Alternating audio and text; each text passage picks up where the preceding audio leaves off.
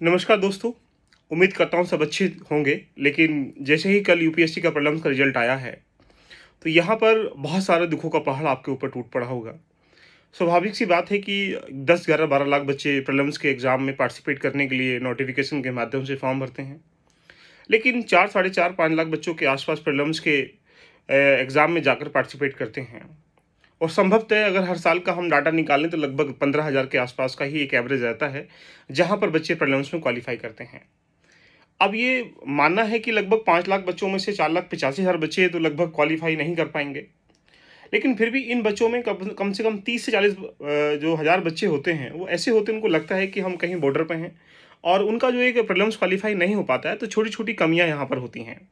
तो अब क्या करें, कैसे करें? या आपके जीवन में निराशा का भार जो आ रहा है, उसको कैसे एक प्रकार से आगे बढ़ाने का प्रयास करें, उससे कैसे निकलें उससे?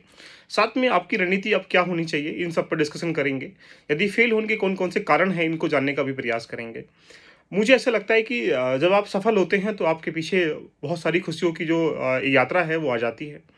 लेकिन दुःख में देखा जाए तो बहुत सारे जो आपके रिश्तेदार हैं, आस-पास का माहौल है, वो और दुखी करता है। आदमी एक तो ऊपर से दुखी है, प्रीलिम्स क्वालीफाई नहीं हो पाया।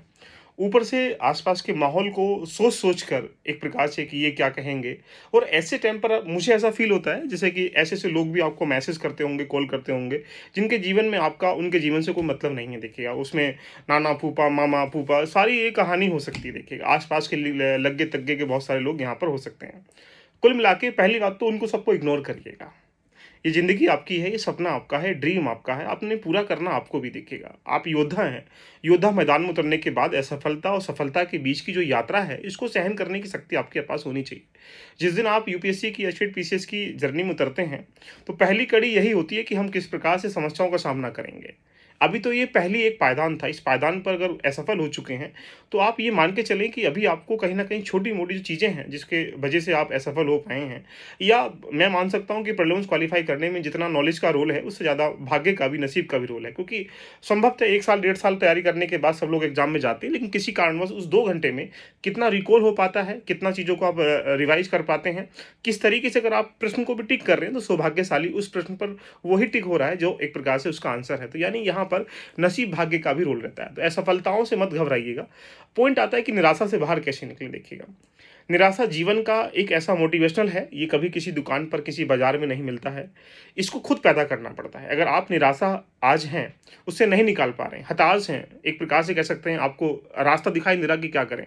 बहुत सारे बच्चों का लास्ट अटेम्प्ट होगा, बहुत सारे बच्चों का घरवालों की वजह से, घरवालों की तरफ से एक अटेम्प्ट दिया गया होगा।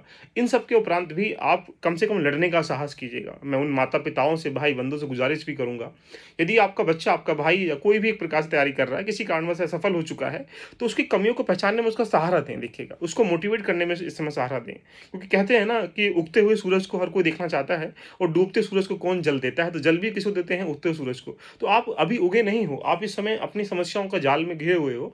तो मेरा मानना है कि अपने आप को मोटिवेट रखिएगा, लेकिन मोटिवेट रखने के साथ पहले अपने आप को एनालाइज़ करिएगा। जो आपका ये समय मिल रहा है आपको, ये 2 से 3 दिन का, इसमें आप कुछ मत सोचिएगा। अपने जीवन में क्या हो रहा है, कैसे हो रहा है, उसको छोड़ दीजिएगा। आप कोशिश करिएगा 2 दिन, 3 दिन एनालाइज़ करने के लिए कि हमारे असफलता के कारण कौन-कौन से हैं। ये इसके पीछे बहुत सारे रास्ते हो सकते हैं, जैसे आपने एक बार कंप्लीट सिलेबस को नहीं पढ़ा होगा, 4 से 5 बार रिवीजन नहीं करा होगा।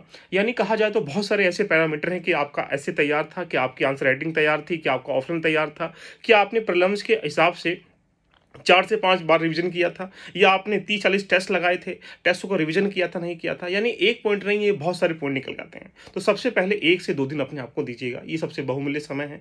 यदि आप अपनी कमियों को पहचान पाएँगे, तो 2025 में भी फ़तेह कर पाएँगे।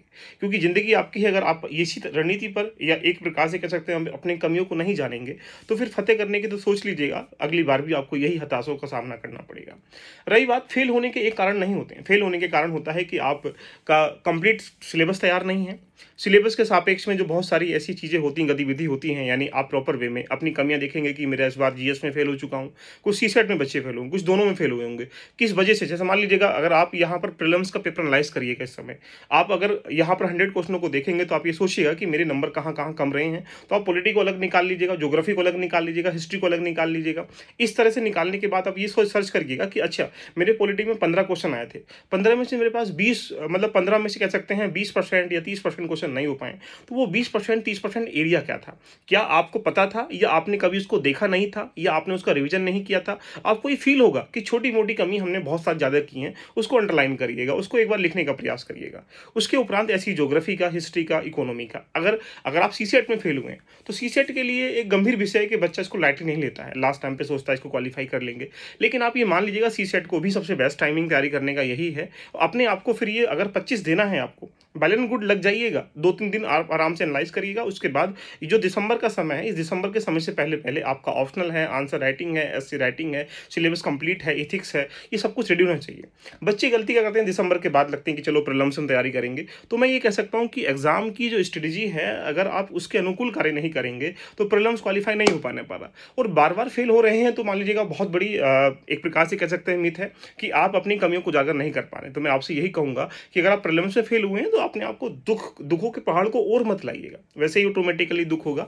तो यहाँ पर कोशिश करिएगा कि आपके अपने आस-पास के माहौल से बचकर रहने का, और उसको नेगेटिव हार्मोन, जैसे अगर आप देखेंगे जितना नेगेटिव हार्मोन्स अपने ऊपर हावी कर लेंगे, उतना तुम्हारा दिमाग कार्य नहीं करेगा। इसलिए कोशिश करिएगा नेगेटिव हार्मोन्स आपके ऊपर हावी ना हो। पॉजिटिविटी के सापेक्ष में अपनी कमियों को निकालिएगा, अंडरलाइन करिएगा, डायरी निकालिएगा, डायरी में लिखिएगा। लिखने के बाद उस पे मार्किंग करके सोचिएगा कि हमारी कहाँ-कहाँ कमी थी। उसके हिसाब से फिर अगला प्लान सेट कर लीजिएगा। इसके लिए पूरी रणनीति मैं लेके आ रहा हूँ। और 25 के लिए अगर आपको लग रहा है लगना है, तो फिर अभी से लग जाइएगा। इसके बीच में जितनी भी आने वाली दुविधाएँ हैं, उनको तोड़ते आगे बढ़िएगा।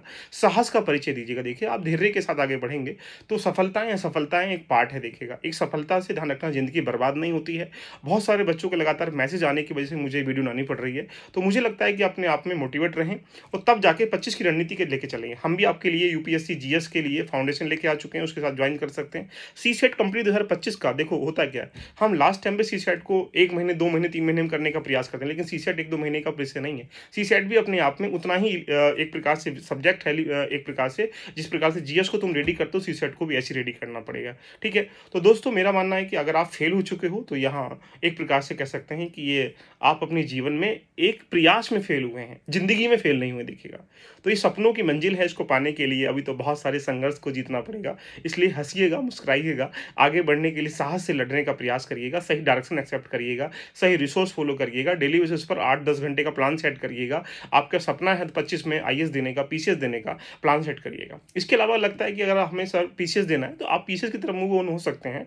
आप बी प्लान रख सकते हैं, तो डिपेंड करता है कि आपकी स्थिति कैसी है। अगर आपको लगता है कि अभी फर्स्ट अटेम्प्ट था, तो 1, 2, 3 अटेम्प्ट तो ये मान के चलो कि विद्यार्थी को देना चाहिए। यदि आपका सेकंड, थर्ड अटेम्प्ट है, तो आप सोचिएगा कि हमारा बी प्लेटफॉर्म क्या होना चाहिए। तो मेरा मानना ये है कि अब अपने आप को हताश मत करिएगा। ठीक है? तो दोस्तों, मिलते हैं नेक्स्ट सेशन में। कैसी लगी चर्चा, एक बार कमेंट जरूर कर दीजिएगा।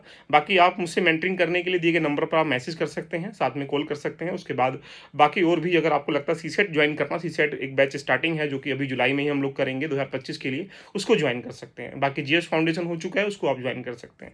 All the best, love you, bye bye, take care, खुश रहिएगा, मस्त रहिएगा। दुखों का पहाड़ है, टूट जाएगा समय आने पर, उसको धैर्य के साथ आगे बढ़ने का प्रयास करें। Love you.